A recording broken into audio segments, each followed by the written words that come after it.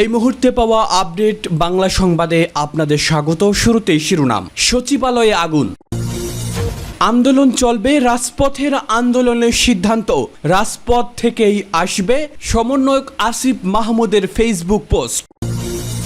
এদিকে শেখ হাসিনার নেতৃত্বের প্রতি অকুণ্ঠ সমর্থন আইসিসি প্রসিকিউটরের।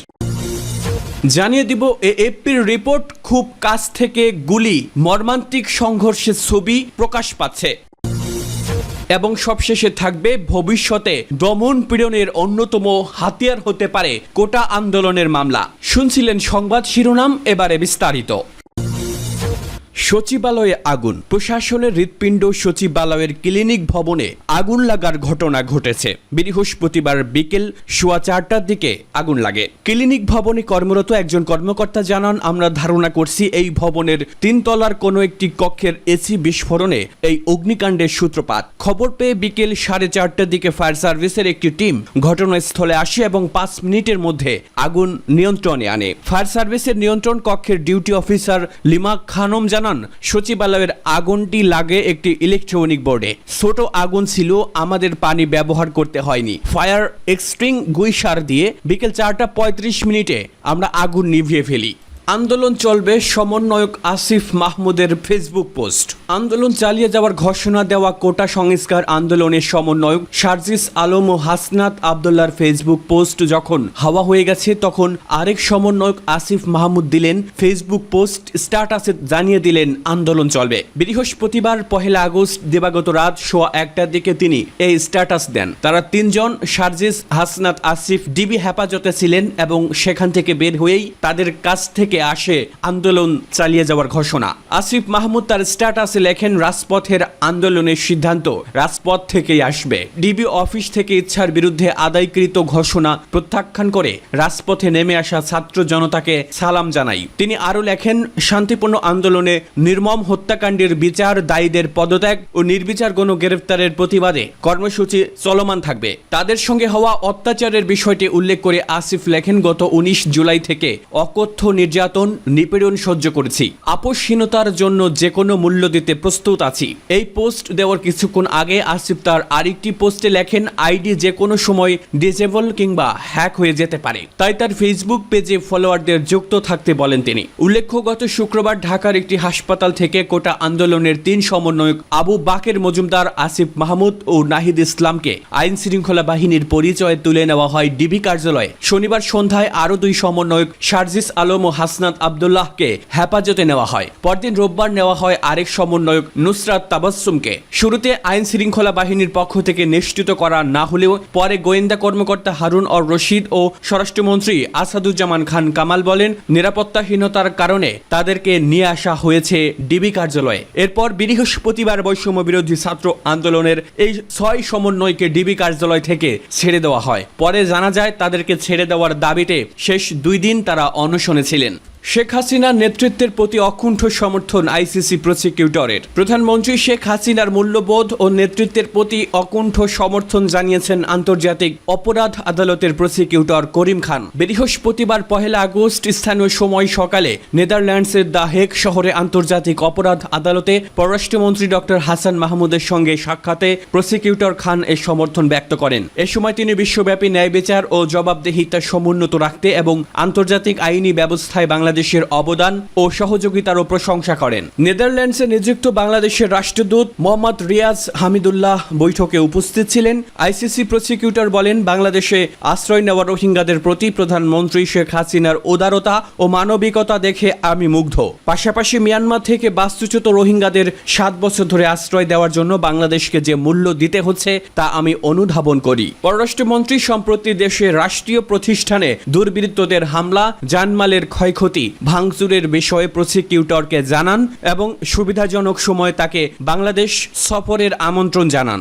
খুব কাছ থেকে গুলি, মর্মান্তিক সংঘর্ষের ছবি প্রকাশ পাচ্ছে এএফপির রিপোর্ট। বার্তা সংস্থা এএফপি এক রিপোর্টে বলেছে, দেশ জুড়ে ইন্টারনেট বন্ধ করে দেওয়া এবং আবার তা চালু হওয়ার পর লাখ লাখ বাংলাদেশি অনলাইনে ফিরেছেন। তারা নিজেদের ঘরের ভেতর বন্দি করে রেখেছিলেন। এ সময় তারা যেসব কথা শুধু শুনেছেন, তাদের অনেক পুলিশের সেই ভয়াবহ দমন পীড়নের দৃশ্য দেখে স্তব্ধ। গত মাসে বৈষম্য বিরোধী ছাত্র আন্দোলনকারীদের সঙ্গে পুলিশের সংঘর্ষে কমপক্ষে 206 জন নিহত হন। প্রধানমন্ত্রী শেখ হাসিনার ক্ষমতার মেয়াদে সরকারি চাকরিতে বিধির বিরুদ্ধে ছাত্রদের আন্দোলনে এটাই সবচেয়ে ভয়াবহ অস্থিরতা। নিহতদের মধ্যে কিছু পথচারী এবং কয়েকজন পুলিশ কর্মকর্তা আছেন, কিন্তু হাসপাতাল থেকে বলা হয়েছে নিহতের বেশিরভাগই মারা গেছেন পুলিশের গুলিতে।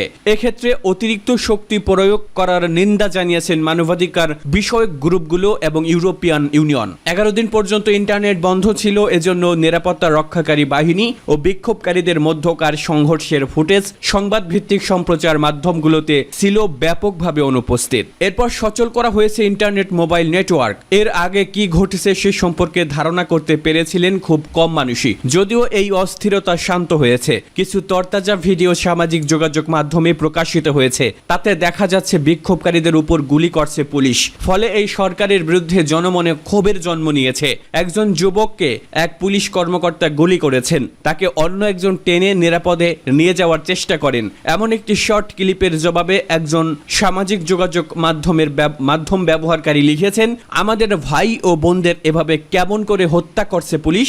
এই ফুটেজটি রাজধানী ঢাকার অন্যতম এলাকা যাত্রাবাড়ির বিষয়টি নিশ্চিত হতে সক্ষম হয়েছে এএফপি, যেখানে 3 জন প্রত্যক্ষদর্শী ভিডিওটি শনাক্ত করতে সহায়তা করেছেন। তারা সবাই প্রতিশোধ নেওয়ার ভয়ে নিজেদের নাম পরিচয় প্রকাশ করতে অস্বীকৃতি জানিয়েছেন। 20 জুলাই অস্থিরতা চরম পর্যায়ে, আইন শৃঙ্খলা স্বাভাবিক করার জন্য সরকার দেশ জুড়ে কারফিউ ঘোষণা দিয়ে সেনা মোতায়েনের ঘোষণা দেয়। এরপরই ওই ঘটনা ঘটে। 3 প্রত্যক্ষদর্শীর একজন বলেন, ভিডিওর ওই ব্যক্তি 18 বছর বয়সী ইমাম হোসেন তাইম। তাকে অভিযুক্ত করেছে পুলিশ, কিন্তু গুলি করার আগে সে প্রতিবাদ বিক্ষোভে অংশ নেয়নি। ওই প্রত্যক্ষদর্শী বলেন, মাটিতে পড়ে যায় তাইম, তারপর হামাগুড়ি দিয়ে সরে যাওয়ার চেষ্টা করেন। ঘটনাস্থল থেকে 2 জন মানুষ সরে যান, কিন্তু একজন যুবক ফিরে গিয়ে তার বন্ধুকে টেনে সরানোর চেষ্টা করেন। তাইমকে ঢাকা মেডিকেল কলেজ হাসপাতালে নেওয়া হয়। তার পিতা মইনুল হোসেন বলেন, পরের দিনই তিনি মারা যান। তাইমের বড় ভাই তুহিন বলেন, তাইম কোনো বিক্ষোভকারী ছিল না। কারফিউর বিরতির সময় সে বন্ধুদের সঙ্গে ঘোরাঘুরি করছিল। ফেসবুক পোস্ট দেওয়ার পর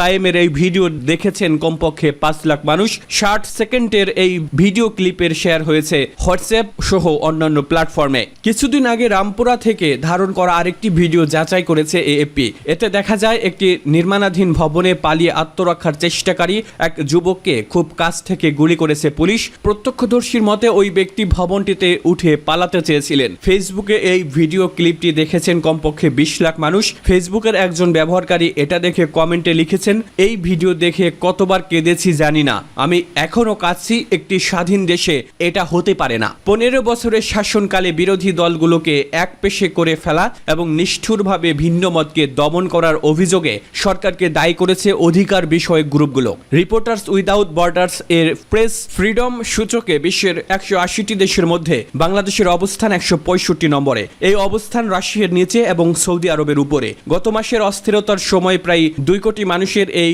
মেগাসিটির মানুষ তাদের ঘরের ভেতর থেকে গুলি ও বিস্ফোরণের শব্দ শুনতে পেয়েছেন, কিন্তু টেলিভিশনে তা ভয়াবহভাবে সেন্সর করার ফলে তা ছিল অনুপস্থিত। বিশৃঙ্খলাকারীদের উপর পুলিশের জবাব দেখানো হয়নি বললেই চলে। পক্ষান্তরে তারা প্রচার করেছে বিক্ষোভকারীদের দেওয়া অগ্নিসংযোগ ও ভাঙচুরের দৃশ্য, ছবি, ভিডিও এবং প্রত্যক্ষদর্শীদের সাক্ষ্য পর্যালোচনা করে অ্যামনেস্টি ইন্টারন্যাশনাল দেখতে পেয়েছে যে বিক্ষোভকারীদের বিরুদ্ধে অনেক স্থানে বেআইনি শক্তি প্রয়োগ করেছে পুলিশ। পুলিশি অভিযানের নিন্দা জানিয়েছেন ইউরোপিয়ান ইউনিয়নের পররাষ্ট্র বিষয়ক প্রধান জোসেফ বোরেল। একই সঙ্গে এর সঙ্গে জড়িতদের বিরুদ্ধে বিচার করার আহ্বান জানিয়েছেন তিনি। এক বিবৃতিতে জোসেফ বোরেল বলেন, বিক্ষোভকারী ও অন্যদের বিরুদ্ধে আইন প্রয়োগকারী কর্তৃপক্ষ অতিরিক্ত এবং প্রাণঘাতী শক্তি প্রয়োগের অনেক ঘটনার পূর্ণাঙ্গ জবাবদিহিতা নিশ্চিত করতে হবে। তবে অস্থিরতা সৃষ্টিকারীদের বিরুদ্ধে পুলিশের অতিরিক্ত শক্তি প্রয়োগের কথা সপ্তাহান্তে প্রত্যাখ্যান করেছেন স্বরাষ্ট্রমন্ত্রী আসাদুজ্জামান খান। তিনি বলেছেন, নিরাপত্তা রক্ষাকারীরা চরম ধৈর্য দেখিয়েছেন। সরকারি ভবনগুলোতে হামলা ঠেকাতে প্রয়োজন হয়েছে তখনই শুধু গুলি করেছে। যখন তারা দেখেছেন সম্পত্তি সুরক্ষিত করা যাচ্ছে না, তখন গুলি করতে বাধ্য হয়েছে পুলিশ। ভবিষ্যতে দমন পীড়নের অন্যতম হাতিয়ার হতে পারে কোটা আন্দোলনের মামলা। কোটা সংস্কার আন্দোলনে ছাত্র বিক্ষোভ ও সহিংসতার ঘটনায় রাজধানীর বিভিন্ন থানায় দায়েরকৃত হত্যা মামলা হয়েছে। পুলিশের ভাষায় তারা দুষ্কৃতকারী। হাতে গোনা কয়েকটি ঘটনা ছাড়া অধিকাংশ হত্যা মামলার বাদী পুলিশ। এদিকে সুরতহাল প্রতিবেদনেও লাশের শরীরে গুলির চিহ্ন এড়িয়ে গেছে পুলিশ। এমনকি ডেথ সার্টিফিকেটে মৃত্যুর কারণ গানশট ইনজুরির লেখা থাকলেও সুরতহালে গুলির আঘাতের কথা উল্লেখ করা হয়নি। সহিংসতার ঘটনায় ডিএমপিতে হত্যা মামলার সংখ্যা 53টি। এতে 3 পুলিশ সদস্য সহ রাজধানীতে 150 জনের মৃত্যুর তথ্য দিয়েছে পুলিশ। বিক্ষোভের সঙ্গে যুক্ত শিক্ষার্থী ছাড়াও এদের মধ্যে ব্যবসায়ী, বেসরকারি প্রতিষ্ঠানের কর্মচারী ও অজ্ঞাতনামা পথচারী রয়েছেন। তাদের সবার মরদেহ ইতোমধ্যে দাফন সম্পন্ন হয়েছে। হত্যা মামলার এজাহার বিশ্লেষণ করে দেখা যায় প্রায় 90% মামলায় আসামিদের নাম উল্লেখ করা হয়নি। আসামির ঘরে অজ্ঞাতনামাদের কথা বলা হয়েছে। ফলে এসব মামলায় গ্রেফতার দেখিয়ে হয়রানির আশঙ্কা ছাত্র আন্দোলনের সঙ্গে সংশ্লিষ্টদের। এমনকি ভবিষ্যতে রাজনৈতিক দমন পীড়নের অন্যতম হাতিয়ার হয়ে উঠতে পারে এসব মামলা।